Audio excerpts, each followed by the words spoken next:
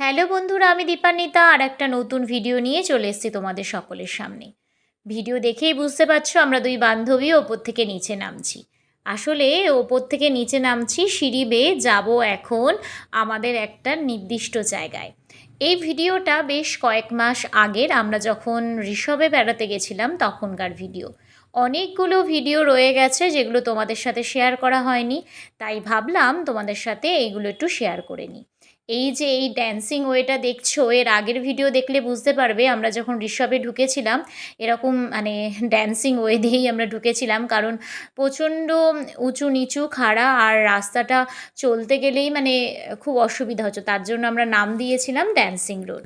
আজকে ঋষভের আমাদের হোমস্টে থেকে আমাদের রাজীবদা নিয়ে যাচ্ছে চাঙ্গে ফলসে, যেটা নেওড়া ভ্যালির ওই সাইডটা দিয়ে মানে অনেকটা নিচে নেমে যেতে হবে। আর দেখো রাস্তায় যেতে যেতে কত যে আমরা এই জলধারা দেখেছি সেটা বলে বোঝাতে পারবো না। আমার ক্যামেরাতে অতটা ভালো ক্যাপচার হয়নি, তবু আমি চেষ্টা করেছি যতটা দেখানো যায়। তো আর এই প্রকৃতির মাঝে মানে সবুজে সবুজ।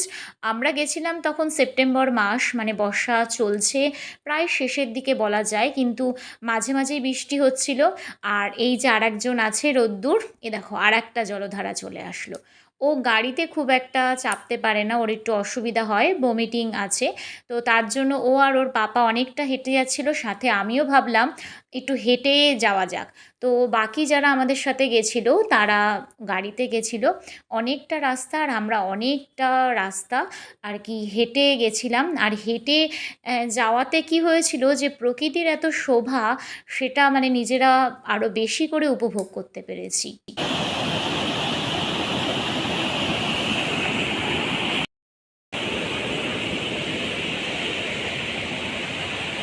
আমরা চেষ্টা করছি পুরোটা হেঁটে যাওয়ার। আমি ফার্স্ট টাইম যখন এসেছিলাম প্রায় আমরা 4 কিলোমিটার যাইনি, গাড়িতেই গেছিলাম। কিন্তু আসলে সকাল সকাল ওখান থেকে খেয়ে দিয়ে বেরিয়ে পড়েছিলাম এই রাস্তা ধরে। আর চারদিকে বলছিলাম যে সবুজে সবুজ। প্রথমে যাচ্ছিল রোদ্দুরের পাপা, তারপর রোদ্দুর, তারপর আমি। আমাদেরকে রেখে গাড়ি অনেকটাই এগিয়ে গেছিল। রোদ্দুরে যখন একটু শরীরটা ভাল লাগছিল তখন আবার আমরা গাড়িতে মাঝে মাঝে উঠছিলাম, কারণ এতটা ডিস্টেন্স পুরোটা হেঁটে আমাদের সমতলের মানুষদের পক্ষে যাওয়া কিন্তু সম্ভব নয়। আর এ দেখো কথা বলতে বলতে আমরা আসল জায়গায় পৌঁছে গেছি। নিচে কিন্তু নামতে হবে অনেকটা, কারণ প্রায় ধরতে গেলে 1 কিলোমিটার না হলেও বেশ খানিকটা রাস্তা।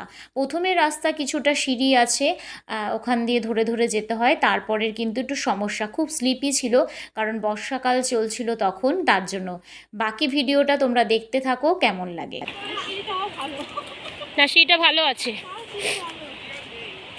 এইটুকুই সিঁড়ি।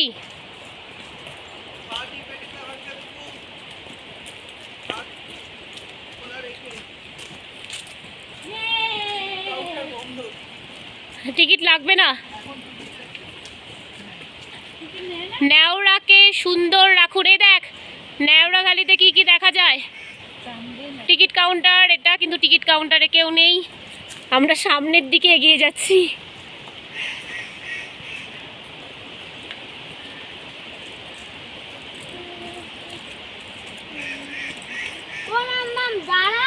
পাখির আওয়াজ শোনো, কেউ কথা বলুন। এখানে ধর।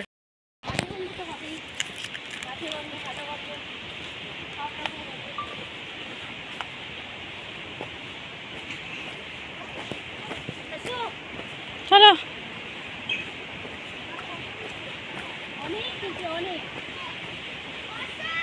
বাবু, কত কত করবে না, যাচ্ছি ঘুরতে কিন্তু।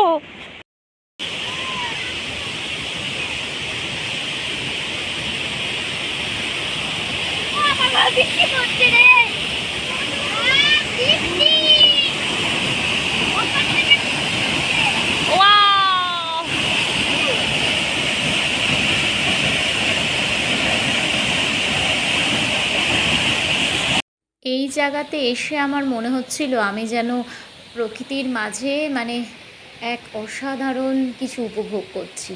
এত ভালো লাগছিল। আর জলের মানে তেজটা কিন্তু খুব বেশি ছিল, কারণ ওই যে বললাম তখন বর্ষা প্রায় চলছে, তো ওর জন্য গতিটা অনেক বেশি। এর আগে যখন আমরা এখানে এসছিলাম তখন কিন্তু এরকম এতটা জলের স্রোতটা ছিল না। তো এই যে দেখো পুরো ভিজে গেছি, চুল টুল পুরো ভিজে গেছে, আর এত স্লিপি ছিল আমরা কিন্তু এবার নিচ অবধি নামতে পারিনি, কারণ খুব মানে স্লিপ কাটছিল, আর বাচ্চারাও সাথে ছিল, দুটো বাচ্চা রয়েছে আমাদের সাথে। মাথা টাথা পুরো একদম ভিজে, গাটা পুরো ভিজে গেছিলো। আর এইভাবে দেখো জল ছিটে ছিটে আসছিল, ওর জন্য সব মাথাতে রোদ্দুর নিজের জামাটাই তুলে নিয়েছে।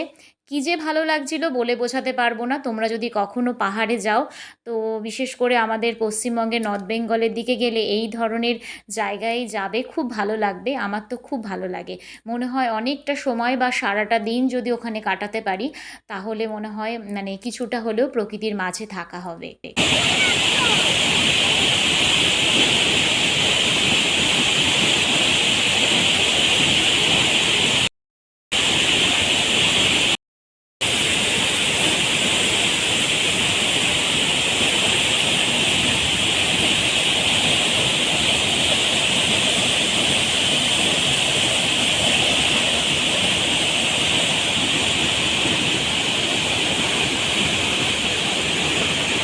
আর চাঙ্গে ফলসের এই যে পুরো জায়গাটা আমি কিছুটা কভার করার চেষ্টা করেছি। তো সেখানে মনে হচ্ছিল পুরো কুয়াশায় ঢেকে গেছে, এখনই বুঝি অন্ধকার নেমে আসবে। আসলে সেরকম বিষয় নয়, মেঘলা একটু ছিল, কারণ তখন ওয়েদারটা একটু অন্যরকম। আর এত জলের স্রোতটা ছিল, এত বেগে বইছিল, ওর জন্য মানে জলগুলো চারদিকে ছিটে ছিটে পড়ছিল বলে মনে হচ্ছিল একদম কুয়াশার মতো। এক অপরূপ মানে প্রকৃতিকে আমি দেখতে পেয়েছি। আর ফেরার পথে এই দেখো আর একটা নতুন জিনিস দেখলাম পাহাড়ি অঞ্চলে। হ্যাঁ, এলাচের গন্ধ আছে। এগুলো কি পাহাড় থেকে সংগ্রহ করা? হ্যাঁ এরা চাষ করে চাষ করে?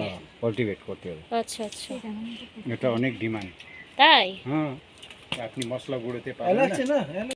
তো আজকের মতন ভিডিওটা এখানেই শেষ করছি। শুভরাত্রি, দেখা হচ্ছে পরবর্তী নতুন কোনো ভিডিওতে, ততক্ষণের জন্য টাটা।